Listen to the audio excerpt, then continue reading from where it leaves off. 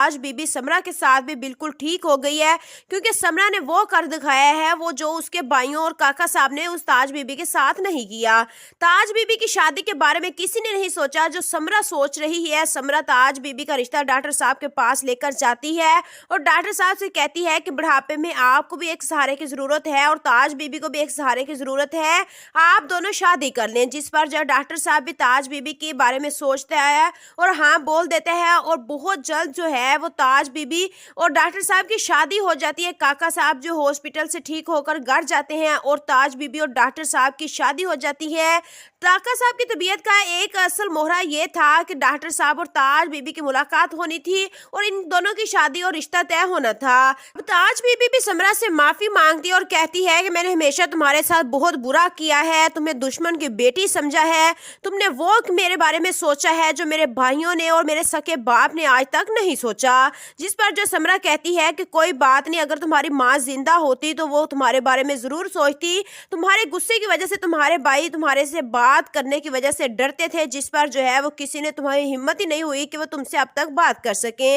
मलिक शुजात को अब शेर की बातों के बाद ये सोचने पर मजबूर हो गया है कि उसने फजर के साथ कितना गलत किया है। उससे अब फजर को माफ कर देना चाहिए और फजर और शेर की शादी करवा देनी चाहिए और ये दुश्मनी खत्म कर देनी चाहिए।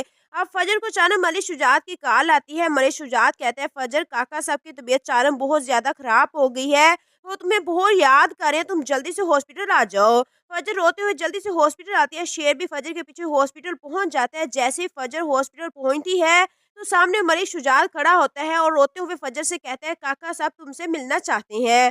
फजर फौरन काका साहब के कमरे में जाती है। काका साहब फजर से कहता है शेर कहाँ है? फजर कहती है बाहर खड़ा है। काका साहब कहता है शेर और अपने बाप को बुलाओ। फजर फौरन बाहर आती है, कहती है बाबा काका साहब शेर और आपको बुला रहे हैं। काका साहब एक हाथ से फजर का हाथ पकड़ते हैं और दूसरे हाथ से शेर का हाथ पकड़कर मलिक शुजात से कहते हैं कि ये मेरी आखिरी ख्वाहिश भी और नसीहत भी है तुमसे कि तुम फजर को माफ कर दो। शेर और फजर की शादी तुम अपने हाथों से करवाओ। ये सुनते ही मलिक शुजात हैरान रह जाता है कि ये आप क्या कह रहे हैं।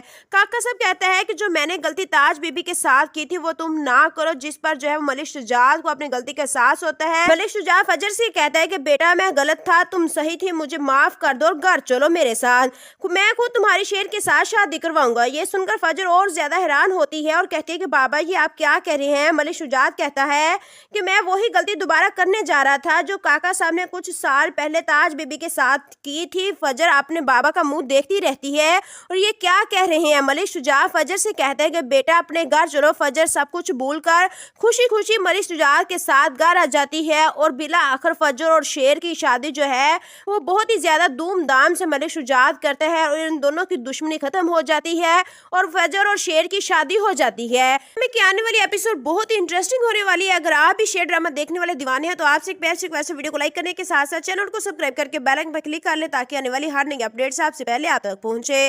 अपने रखिए ढेर सारा ख्याल, हमें दीजिए इजाजत, फी अमानिल्लाह।